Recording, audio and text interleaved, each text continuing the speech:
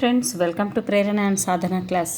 ఇప్పుడు చెప్పే టాపిక్స్ చాలా ఇంట్రెస్టింగ్ టాపిక్స్, అదేవిధంగా మనకి ఎగ్జామ్లో వచ్చే టాపిక్స్.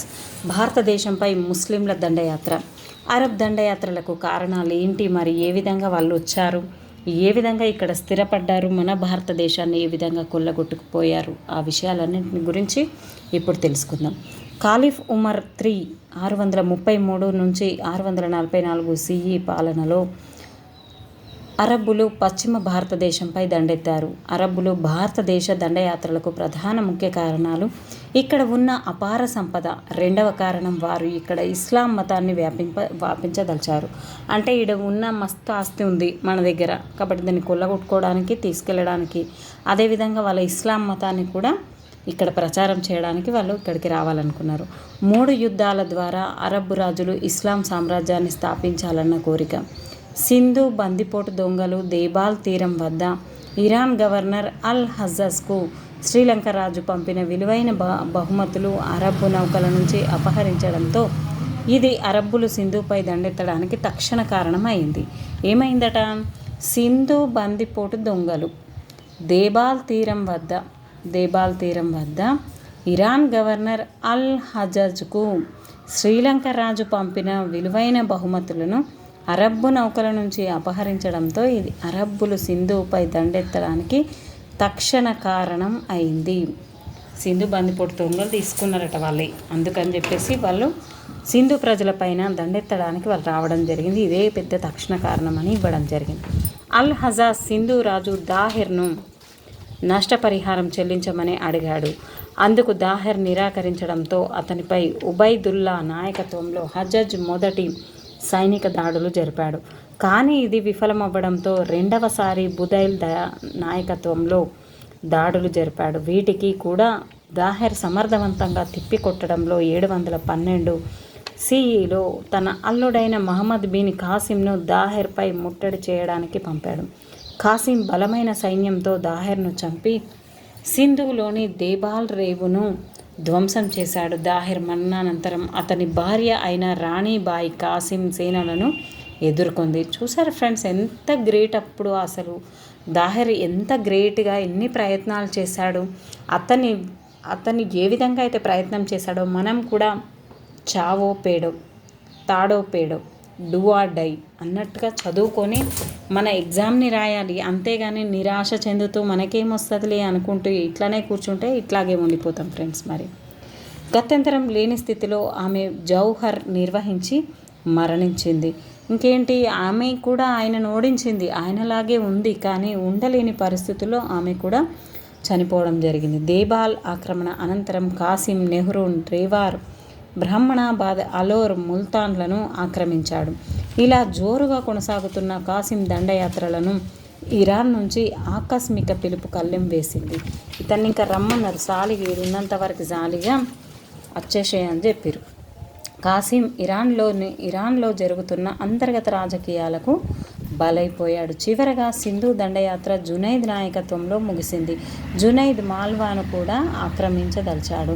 కానీ ప్రతీహార రాజు మొదటి నాగభట్టుడు ఈ దండయాత్రను అణచివేశాడు. సింధుపై దండయాత్ర విషయాలను 13వ శతాబ్దంలో రచించిన చచ్నామా అనే పర్షియన్ గ్రంథంలో వివరించబడింది. మరి సింధుపై అరబ్బుల దండయాత్రలు ఏ విధంగా చేశారో చూద్దాం. ఇస్లాం మత ఆవిర్భావం మధ్య ఆసియా చరిత్రలో చాలా ముఖ్యమైన సంఘటన.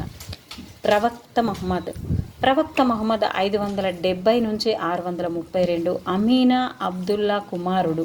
ఈయన ఓల కొడుకట, అమీనా మరియు అబ్దుల్లా కొడుకట. ఇతడు అరబ్బులలోని కురేషీ తెగకు చెందినవాడు. గుర్తుపెట్టుకోరు, కూరను ఏషి అని అనుకోరు, కురేషి. ఇతడు జన్మించే నాటికే తండ్రి మరణించాడు. ఇతని 6వ ఏట తల్లి కూడా మరణించాడు. చూసారు ఫ్రెండ్స్, ఎంత దుర్భరమైన పరిస్థితులు. మనకు అలాంటి పరిస్థితులు లేవు కదా, ఓన్లీ చదువుకున్నదే తప్ప. మహమ్మద్ బాబాయి అబూ తాలిబ్ ఇస్లాం మతాభివృద్ధిలో ప్రధాన పాత్ర వహించాడు. క్రీస్తు శకము 632లో మహమ్మద్ ప్రవక్త మరణానంతరం ఇస్లాం మతాన్ని ప్రచారంలోనికి ఇతర ప్రాంతాలకు విస్తరింపవలసిన బాధ్యత ఉమయ్యద్ ఖలీఫాలపై పడింది. ఉమయ్యద్ల తర్వాత అబ్బాసిద్దులు ఖలీఫాలైనారు. ఇస్లాం మతస్థులు ఖలీఫాను తమ ఆధ్యాత్మిక రాజకీయ నాయకుడిగా భావిస్తారు. భారతదేశానికి అరబ్బులకు ప్రాచీన కాలం నుంచే వాణిజ్య సంబంధాలు ఉన్నాయి. ఇస్లాం మతస్థాపన తర్వాత వారిలో ఉత్సాహం, ఉద్వేగం పొంగాయి. భారతదేశం పట్ల వారి వైఖరి మారింది. ఇస్లాం పేరు మీద అరబీ జాతిని సమైక్యం చేశారు. మతావేశంతో పాటు రాజకీయ అధికారం సాధించాలని కోరిక కూడా వీరిలో కలిగింది. సిరియా, ఈజిప్టు, ఉత్తర ఆఫ్రికా, స్పెయిన్ ప్రాంతాలను తమ సామ్రాజ్యాన్ని వ్యాప్తి చేశారు. అరబ్ సామ్రాజ్యం తూర్పు దిశకు విస్తరించి అరబ్బులు కాబూల్ను ఆక్రమించిన తర్వాత భారతదేశ సరిహద్దులకు దగ్గరైంది. భారతదేశ తీరంపై అరబ్బులు అనేకసార్లు దాడులు చేశారు. ఈ దాడులు కేవలం సిరి సంపదలు దోచుకోవడం కోసమే కానీ జయించడానికి కాదు. ఖలీఫా వాలిద్ కాలంలో భారతదేశ భూభాగంపై దాడికి ప్రయత్నించారు. ఖలీఫాకు కానుకలను తీసుకువెళ్తున్న అరబ్బు ఓడలకు సింధు నది ముఖద్వారం దేబాల్ ఓడరేవు వద్ద ఓడ దొంగలు దోచుకున్నారు. ఖలీఫా తన ఇరాన్ ప్రతినిధి హజూజ్ను ఓడ దొంగలను శిక్షించాలని ఆదేశించాడు. దీనికి సింధు పాలకుడు దాహెర్ను బాధ్యుడిగా చేసి నష్టపరిహారం చెల్లించాలని హజాజ్ ఆదేశించాడు. దాహెర్ అందుకు నిరాకరించడంతో హజాజ్ సింధుపై దండయాత్రకు ఖలీఫా అనుమతి తీసుకున్నాడు. అరబ్బులు క్రీస్తు శకం 712లో మహమ్మద్ బిన్ కాసిం నాయకత్వంలో పెద్ద సైన్యాలతో సింధుపై దాడి చేశారు. అలోరా యుద్ధంలో దాహెర్ మరణించాడు.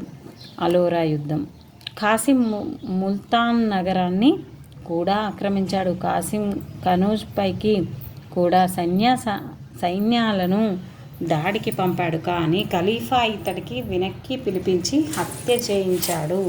ప్రాధాన్యత భారతదేశ చరిత్రలో అరబ్ దండయాత్ర ఒక సంఘటన మాత్రమే. అందువల్ల లేనూల్ అనే చరిత్రకారుడు అరబ్బుల సింధు ఆక్రమణకు సత్ఫలితాలనివ్వని ఘన విజయం అంటూ వర్ణించాడు. రాజకీయంగా ఈ విజయాలు ఎలాంటి ప్రభావాన్ని చూపకపోయినా మత, సాంస్కృతిక, విజ్ఞాన రంగాలను మాత్రం ప్రభావితం చేశాయి. భారతీయ విజ్ఞానం ఐరోపా దేశాలకు పాకింది. ఖలీఫాలు భారతీయులను తమ దేశానికి రప్పించి గణిత, ఖగోళ, వైద్య శాస్త్రాల్లో తమ దేశంలోని వారికి శిక్షణ ఇప్పించారు. బ్రహ్మ సిద్ధాంతం, చరక సంహిత, పంచతంత్రం వంటి అనేక గ్రంథాలను అరబ్బీ భాషలోనికి అనువదించారు. కానీ అరబ్బుల విజయం నుంచి హిందువులు మాత్రం ఎటువంటి గుణపాఠాన్ని గ్రహించలేకపోయారు. మహమ్మదీయుల్లోని సమతాభావాన్ని కానీ, ఐక్యమత్యాన్ని కానీ, వారి యుద్ధతంత్రాన్ని కానీ నేర్చుకోకపోవడం వల్ల తురుష్క దండయాత్రను తిప్పికొట్టలేకపోయారు మన ఇండియన్స్. తురుష్కుల దండయాత్రలు మహమ్మద్ గజనీ క్రీస్తు శకం 998 నుంచి 1030 వరకు. సబక్తజిన్ మరణం తర్వాత అతని కొడుకు మహమ్మద్ గజనీ సుల్తాన్ అయ్యాడు. ఇతని తర్వాత సబక్తజిన్. ఇతడు మహాయోధుడు. పర్షియా, మధ్య ఆసియా, ఆఫ్ఘనిస్తాన్లను కలిపి గొప్ప సామ్రాజ్యాన్ని నిర్మించాలని ఆశయం ఉన్నవాడు. అందుకు భారతదేశాన్ని కొల్లగొట్టి ధనాన్ని సంపాదించాలని సంకల్పించాడు. ప్రతి సంవత్సరం భారతదేశం మీద దండెత్తి విగ్రహారాధనను నిర్మూలిస్తానని మహమ్మద్ ప్రతిజ్ఞ చేసినట్లు కొందరు చరిత్రకారులు అభిప్రాయపడ్డారు. మహమ్మద్ భారతదేశం మీద 17 సార్లు దండెత్తినట్లు తెలుస్తుంది.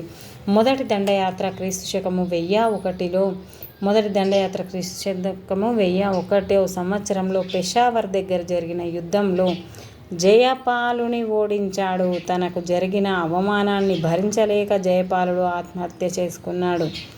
సోమనాథ ఆలయంపై దాడి క్రీస్తు శకం 1026.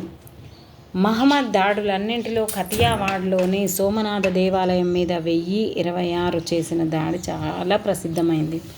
ఇది చాలా ఐశ్వర్యవంతమైన దేవాలయం. దీనికి 10 గ్రామాల మాన్యం ఉంది. ఆలయంలో 1000 మంది పూజారులు, 5000 మంది నాట్యగత్తెలు, 2000 మంది సంగీత వాయిద్యకారులు ఉండేవారు. క్రీస్తు శకం 1026 మహమ్మద్ దండెత్తి అపారమైన ఆలయ సంపదను దోచుకున్నాడు. ఈ విధంగా 17 సార్లు దండెత్తడం అనేది జరిగింది. గజనీకి తిరిగి వెళ్తుండగా అతని మీద, గజనీ అనేది ఓ ప్రాంతము, ఓ దేశం పేరు, అది మహమ్మద్ పేరు కాదు. మహమ్మద్ గజనీ అంటే గజనీ అనే ప్రాంతం పేరుతోనే ఇతని పేరుగా మారింది. అతని మీద జాట్లు దాడి చేసి నష్టాన్ని కలిగించక వారిని శిక్షించడానికి మహమ్మద్ 1029లో దండెత్తి వచ్చి అనేక మంది జాట్లను వధించి వారి గ్రామాలను దోచుకున్నాడు. మహమ్మద్ దండయాత్రలో ఇది చివరిది. 1030లో మహమ్మద్ మరణించాడు. మహమ్మద్ దాడుల ఫలితాలు మరి భారతదేశ సంపదను దోచుకోవాలనే ఆశయం తప్ప జయించి రాజ్యస్థాపన చేయాలని మహమ్మద్ గజనీకి లేదు అసలు. అతని దాడులు విపరీతమైన రాజకీయ పరిణామాలను దారితీశాయి. ఈ దాడుల ధాటికి రాజపుత్ర రాజ్యాలు హీనమయ్యాయి. అనేక ప్రాంతాల్లో మహమ్మద్ తాను వచ్చి వెళ్ళినట్లుగా గుర్తు కోసం నగరాలు, దేవాలయాలను శిథిలాలుగా మార్చివేసి వెళ్ళాడు. మహమ్మద్ దండయాత్రలు మత దండయాత్రలు అనడానికి వీల్లేదు. ఎందువలనంటే ఇతడు హిందూ రాజులతోనూ కాక ముస్లింలతో కూడా యుద్ధాలు చేశాడు. తన ఆస్థానంలో ఫిరదౌసి, అల్ బెరూని మొదలైన కవులు ఉండేవారు. ఈ విధంగా నాణేలపై సంస్కృతంలో తన పేరును ముద్రించుకున్నాడు. మహమ్మద్ మరణం తర్వాత వారసత్వ యుద్ధాల వల్ల గజనీ రాజ్యం క్షీణించి గోరీ రాజ్యం విజృంభించింది. మరి మహమ్మద్ గోరీ ఆఫ్ఘనిస్తాన్లోనే గజనీ, హీరట్ల మధ్య గోరీ రాజ్యం ఏర్పడింది. ఈ రాజ్యాన్ని స్థాపించిన వారు తురుష్కులు కారు, ఆఫ్ఘన్లు లేదా పార్షీకులుగానే అయి ఉంటారు. గోరీ, గజనీ రాజ్యాల మధ్య తరచూ యుద్ధాలు జరిగాయి. మహమ్మద్ మరణం తర్వాత గజనీలో కల్లోలం చెలరేగడంతో గోరీ రాజ్యం బలపడింది. గోరీ సుల్తానైన అల్లావుద్దీన్ హుసేన్ మరణం తర్వాత సుల్తానైన గియాసుద్దీన్ తన కుమారుడైన షహబుద్దీన్ మహమ్మద్ను 1173లో గజనీ రాష్ట్ర పాలకుడిగా నియమించాడు. అతడికి మొయిజుద్దీన్ మహమ్మద్ బిన్సామ్ అనే పేరు కూడా ఉంది. ఇతనే మహమ్మద్ గోరీ అని ప్రసిద్ధమైనవాడు. మహమ్మద్ బిన్సామ్ అనే పేరు కూడా ఉందట ఆయనకు. మహమ్మద్ గోరీ దండయాత్రకు కారణాలు. గజనీ రాష్ట్ర పాలకునిగా మహమ్మద్ గోరీ గజనీ సామ్రాజ్యంలో భాగంగా ఉన్న పంజాబ్ను జయించి అధికారాన్ని స్థాపించాలని ఆశించాడు. భారతదేశంలో ముస్లిం సామ్రాజ్యాన్ని స్థాపించాలనేది ఇతని ఆశయం. మొదటి దండయాత్ర 1175లో మొదటిసారిగా భారతదేశంపై దండయాత్రను ప్రారంభించాడు. మొదట ముల్తాన్ అతని వంశమైంది. అదే సంవత్సరం ఉచ్ రాజ్యాన్ని కూడా ఆక్రమించాడు. రెండవ దండయాత్ర 1179లో మహమ్మద్ గోరీ గుజరాత్ మీద దండెత్తారు. కానీ సోలంకి మూలరాజు చేతిలో ఓడి వెనుకకు తిరిగాడు. మూడవ దండయాత్ర క్రీస్తుశకం 1181లో లాహోర్ సియాలో కోటలను ఆక్రమించాడు. నాలుగవది 1186లో గజనీ వంశానికి చెందిన ఖస్రూ మాలిక్ను ఖైదు చేశాడు. పంజాబ్ను వశపరుచుకున్నాడు. ఖుస్రూతో గజనీ వంశం అంతరించింది. తరైన్ యుద్ధాలు 1191-1192. పంజాబ్ ఆక్రమణతో గోరీ రాజ్యం సట్లెజ్ నది వరకు విస్తరించింది. ఈ నదికి దక్షిణంగానే చౌహాన్ రాజ్యం ఉంది. ఈ చౌహాన్ రాజ్యాన్ని ఢిల్లీ అజ్మీర్ పాలకుడు పృథ్వీరాజ్ చౌహాన్ పరిపాలిస్తున్నాడు. మొదటి తరైన్ యుద్ధం 1191లో గోరీ మహమ్మద్ సట్లెజ్ నదిని దాటి చౌహాన్ రాజ్యంలోని సరాహింద్ బటిండాను వశపరుచుకున్నాడు. పృథ్వీరాజ్ రాజపుత్రుల కూటమిని ఏర్పాటు చేసి గోరీ మహమ్మద్ను అడ్డగించాడు. ఉభయ సైన్యాలకు 1191లో తరైన్ దగ్గర యుద్ధం జరిగింది. ఈ యుద్ధంలో గోరీ మహమ్మద్ ఓడిపోయి స్వదేశానికి వెళ్ళిపోయాడు. రెండవ తరైన్ యుద్ధం 1192. మహమ్మద్ గోరీ ప్రతీకారాన్ని తీర్చుకోదలిచి మరుసటి సంవత్సరమే పెద్ద సైన్యాన్ని కూడగట్టుకుని దండెత్తి వచ్చాడు. పృథ్వీరాజు కూడా మహమ్మద్ గోరీని ఎదిరించాడు. తిరిగి అదే తరైన్ దగ్గర క్రీస్తుశకం 1192లో రెండు సైన్యాలకు యుద్ధం జరిగింది. ఈ యుద్ధంలో రాజపుత్ర సైన్యం సర్వనాశనమైంది. ఆ తర్వాత పృథ్వీరాజు ఓడిపోయి చంపబడ్డాడు. ఢిల్లీ, అజ్మీర్లు మహమ్మద్ గోరీ వశమయ్యాయి. సరస్వతి, సమన, కుహ్రా, హన్సీలను గోరీ జయించాడు. మహమ్మద్ స్వదేశం వెళ్తూ కుతుబుద్దీన్ను భారతదేశంలో తన ప్రతినిధిగా నియమించాడు. మహమ్మద్ గోరీ రాజనీతిజ్ఞుడు, యుద్ధ విజేత. ఇతని విజయాలు భారతదేశ చరిత్రలో గొప్ప పరిణామాలకు దారితీశాయి. ఇతడు భారతదేశంలో విశాలమైన సామ్రాజ్యాన్ని స్థాపించడంలో సఫలీకృతుడయ్యాడు. భారతదేశంలో స్వతంత్ర ముస్లిం రాజ్యాన్ని స్థాపించిన ఘనత ఇతనికే దక్కుతుంది. మహమ్మద్ తన రాజకీయ విజయాలు, మేధో సంబంధ మత విధానంతో భారతదేశంలో ఇస్లాం మతాన్ని త్వరితగతిన విస్తరించడానికి మార్గాన్ని ఏర్పరిచాడు. మహమ్మద్ గోరీ గహద్వాలులు సాంప్రదాయాన్ని పాటించి లక్ష్మీ దేవతా చిత్రంతో బంగారు నాణేలను ముద్రించాడు. ఈ విధంగా మహమ్మద్ గోరీ గురించి ఇవ్వడం జరిగింది. అరబ్బు దండయాత్రల ప్రభావం. అరబ్బుల సింధు దండయాత్ర రాజకీయంగా ఏమంత గొప్ప ప్రభావాన్ని చూపలేదు. అంతేగాక అరబ్బులు తమ కార్యకలాపాలను సింధు, ముల్తాను ప్రాంతాల వరకే పరిమితం చేయడం వల్ల పాలనాపరంగా కొత్త విధానాలను చేపట్టలేకపోయారు. రాజకీయంగా అతి తక్కువ ఫలితాలు ఇవ్వడం వల్లను దేశంలోని ఒక చిన్న ప్రాంతానికే పరిమితమైనటువంటి వాళ్ళను ఈ సింధు దండయాత్రను కేవలం ఒక సంఘటనగా చరిత్రకారులు కొట్టిపారవేయడం జరిగింది. కానీ సాంస్కృతిక రంగంలో ఎంతో ప్రభావాన్ని చూపింది. అవి భారతదేశం ఇస్లాం మతానికి పునాదులు వేసింది. ఎంతోమంది పేద హిందువులు ఇస్లాం మతాన్ని స్వీకరించారు. దీనితో ఇరు మతాల సంస్కృతుల సమ్మేళనం జరిగింది. అరబ్బులు మహమ్మద్ గజ్నీ, మహమ్మద్ గోరీలు భారతదేశ సంపదను దోచుకోవడానికి సులభం చేసిందని కొంతమంది చరిత్రకారులు అభిప్రాయపడ్డారు. భారతీయుల తత్వశాస్త్రం, గణితం, ఖగోళం, వైద్యం మరియు సాహిత్యం వంటివి ఎంతగానో తృప్తి చెందాయి. భల, మనక, బాజీగర్ మొదలైన ఎంతోమంది భారతీయ పండితులు బాగ్దాద్కు ఆహ్వానించడం జరిగింది. భారతీయ కళలు మరియు వాస్తు శిల్పకళలు అరబ్బుల సంస్కృతిని ఎంతగానో ప్రభావితం చేశాయి. అనేక మంది భారతీయ సంస్కృత వాస్తుశిల్ప కళాకారులను బాగ్దాద్లోని మసీదులు, భవన నిర్మాణాలు చేపట్టేందుకు ఆహ్వానించారు. భారతీయ వైద్యుడు ధనుడు బాగ్దాద్లో ప్రధాన వైద్యాధికారిగా సేవలందించాడు. అరబ్ ఖగోళ శాస్త్రవేత్త అబూ మాషర్ ఖగోళ శాస్త్రాన్ని అధ్యయనం చేయడానికి బనారస్లో 10 సంవత్సరాలు గడిపాడు. ఈ విధంగా అరబ్బు దండయాత్రల ప్రభావం అనేది జరిగింది. ఆ తర్వాత మనం ఢిల్లీ సుల్తాన్ల గురించి చెప్పుకుందాం ఫ్రెండ్స్. అదేవిధంగా సూఫీ భక్తి ఉద్యమం గురించి. మరి ఈ క్లాసెస్ మీకు నచ్చుతున్నాయి అనుకుంటున్నాను. మరి అలాగే లైక్ చేస్తూ షేర్ చేయండి, కామెంట్ చేయండి. Please subscribe my channel.